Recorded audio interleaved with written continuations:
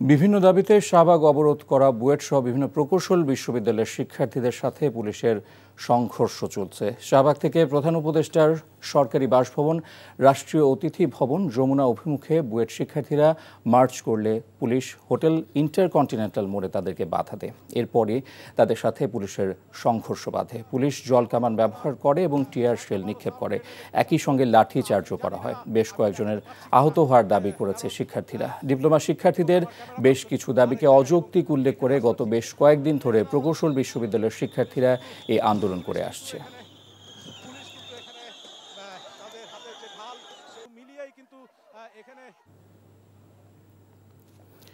Hotel intercontinental মোড়ে আছেন আমাদের সিনিয়র করেসপন্ডেন্ট আপেল শাহরিয়ার। সেখান থেকে তিনি সরাসরি যুক্ত হচ্ছেন। আপেল, সেখানে আসলে কি ঘটেছে আর এই মুহূর্তে সেখানকার পরিস্থিতি কেমন দেখছেন জানাবেন।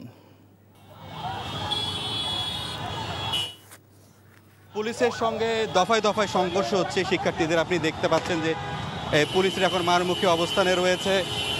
দেখতে পাচ্ছেন সাউন্ড গ্রেনেড মারছে, টিয়ার সেল এবং পুলিশের একটি মারমুখী অবস্থান আপনি দেখতে পাচ্ছেন। শিক্ষার্থীদেরকে তাদের যে পরিকল্পনা ছিল একটার মধ্যে যদি সরকারের পক্ষ থেকে কোনো ধরনের ব্যবস্থা না নেওয়া হয়, অর্থাৎ তারা যে এখানে শাহবাগ মোড়ে এসে অবস্থান করছেন, আন্দোলন করছেন, সেখানে এসে যদি তাদের যে দাবি দেওয়াগুলি নিয়ে যদি কোনো ইতিবাচক যদি কোনো ফলাফল না আসে, তাহলে তারা যমুনা অভিমুখে তারা রওনা দিবেন বলে ঘোষণা দিয়েছিলেন। এবং এরপরে আমরা দেখতে পেয়েছি একটার পরে অর্থাৎ 1:10-15-র দিকে আমরা লক্ষ্য করলাম যে একটি বড় একটি দল যে তারা মিছিল নিয়ে একটি শিক্ষার্থীরা যমুনার দিকে তারা রওনা হন এবং রওনা হয়ে ইন্টারকন্টিনেন্টালের সামনে আমি যেখানে এখন অবস্থান করছি এখানে পুলিশের একটি বড় ব্যারিকেড ছিল, সেই ব্যারিকেড তারা ভেঙে তারা যমুনার দিকে যাওয়ার চেষ্টা করে। তবে এক পর্যায়ে আমরা যেটি দেখতে পেরেছি যে এখন আপনি দেখতে পাচ্ছেন যে পুরো একটি থমথমে অবস্থা বিরাজ করছে, অর্থাৎ শিক্ষার্থীদেরকে এখান থেকে সরিয়ে দেওয়ার তাদের যে চেষ্টা আপনি হয়তোবা দেখতে পাচ্ছেন, তারা সর্বাত্মক চেষ্টা করছেন। শিক্ষার্থীদেরকেও আশ্বস্ত করছেন যে ইতিবাচকভাবে যে সমস্যার সমাধানের জন্য তারা যাতে আসে, তারা কখনোই যাতে এই ধরনের মারমুখী অবস্থান যমুনার মতো জায়গায় যেখানে বলা হয়েছে যে এই জায়গায় যাতে কোনো ধরনের মিছিল মিটিং করার কোনো ধরনের কোনো সুযোগ নাই, এই জন্য বারবার আশ্বস্ত করেছে তাদেরকে সরিয়ে যাওয়ার জন্য। তবে শিক্ষার্থীদেরকে আমরা যেটি দেখলাম তারা সরছেন না। তারা কিছুক্ষণ পর পরই যে আপনি যে এখনকার যে পরিস্থিতি দেখছেন এরকম পরিস্থিতি কিন্তু 1 ঘন্টা ধরেই কিন্তু হচ্ছে, অর্থাৎ পুলিশ শিক্ষার্থীদেরকে ধীরে ধীরে এখান থেকে সরিয়ে দিচ্ছে। সরিয়ে দিয়ে তাদেরকে বলা হচ্ছে তারা যাতে শাহবাগের দিকে ওদিকে অবস্থান নেন, এদিকে যাতে না আসে। তবে আমরা লক্ষ্য করলাম যে বারবার এই শিক্ষার্থীরা এখানে আসছেন। কয়েকজনের সঙ্গে কথা বললাম, তারা ক্ষোভ জানিয়েছেন যে কেন তাদের উপর আক্রমণ করা হলো, পুলিশ কেন লাঠিপেটা করলো। বেশ কয়েকজন গুরুতর আহত হয়েছেন বলে আমাকে জানিয়েছেন।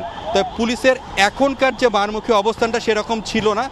আমি দেখেছিলাম তাদেরকে কোনোভাবেই সরিয়ে দেওয়ার জন্য যেসব পদক্ষেপগুলো নেওয়া দরকার সেগুলো তারা নিচ্ছে।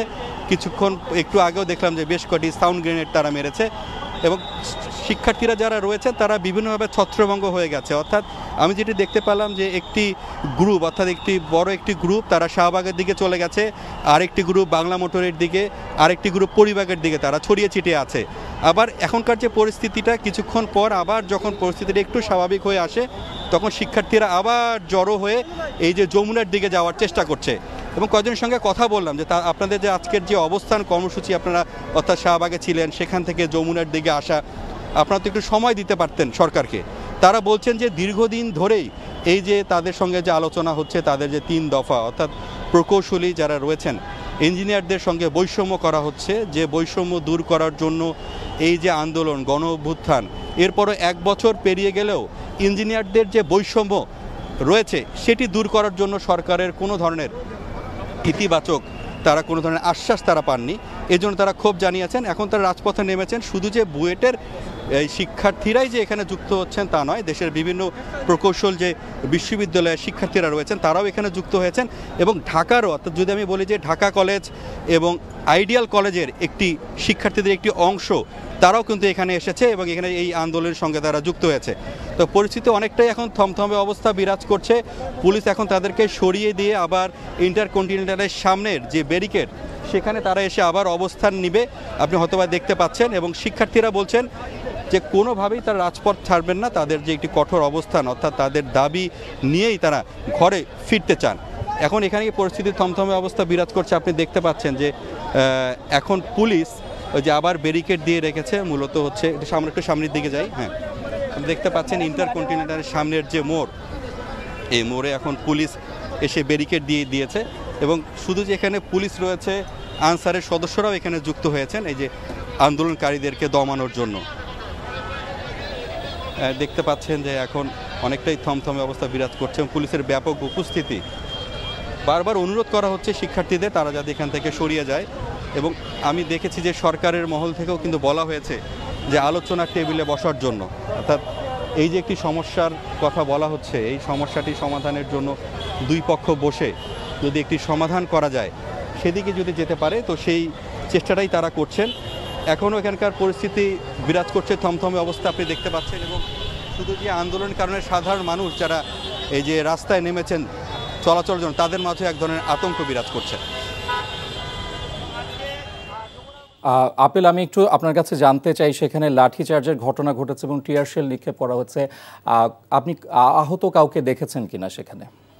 হ্যাঁ, আপনি বুঝতেই পারছেন টিয়ার সেলের যে ঝাঁঝালো যে ঝাঁজটা যেটা লাগে, সেটা তো এই শিক্ষার্থীরা তো ওইভাবে অভ্যস্ত না।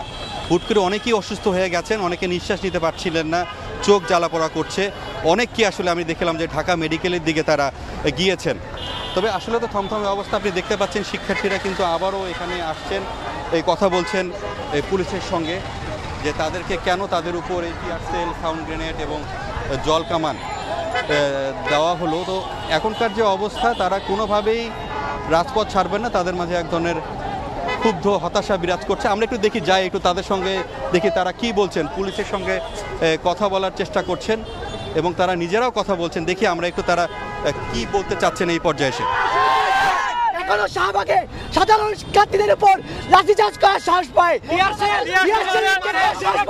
সাউন্ড গ্রেনেড নিক্ষেপ করার সাহস পায়, ছড়াগুলি নিক্ষেপ করার সাহস পায়। সেই পুলিশ এই ঢাকার কেন্দ্রস্থ দাঁড়িয়ে আমার দিকে যায়।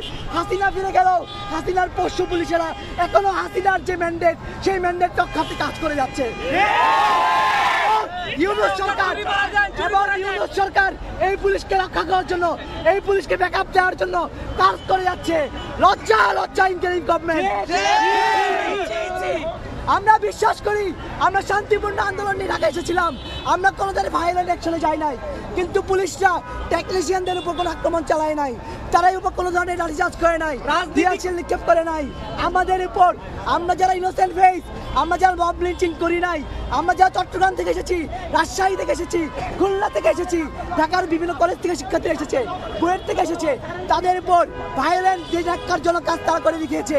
এর বিচার যদি আজকে ইউনূস সরকার করতে পারে। আপনি দেখতে পেলেন যে শিক্ষার্থীরা তাদের প্রতিক্রিয়া জানালেন। তারা বলছেন কোনোভাবেই তারা এই যে পুলিশি যে চড়াও হলো তাদের উপর, কোনোভাবেই তারা মেনে নিতে পারছেন না। তারা বলছেন এই যে পুলিশ বাহিনী, তার একটি বড় অংশ আছে যে আওয়ামী লীগ আমলের যে পুলিশ কর্মকর্তারা রয়েছেন, তাদের ইন্ধনেই হয়তোবা এটি হয়েছে, তারা সেই অভিযোগটি করছেন। আপনি এখন দেখতে পাচ্ছেন পুলিশরা। দর্শক, হোটেল ইন্টারকন্টিনেন্টাল মোড়ে প্রকৌশল বিশ্ববিদ্যালয়ের শিক্ষার্থীদের বিক্ষোভের খবর আমরা এতক্ষণ জানছিলাম। বান্ডেল থাকলে প্রতি সেনমানিতে টাকা বাঁচবে। বিকাশ সেনমানি বান্ডেল কিনে জিতুন প্রতি লেনদেনে।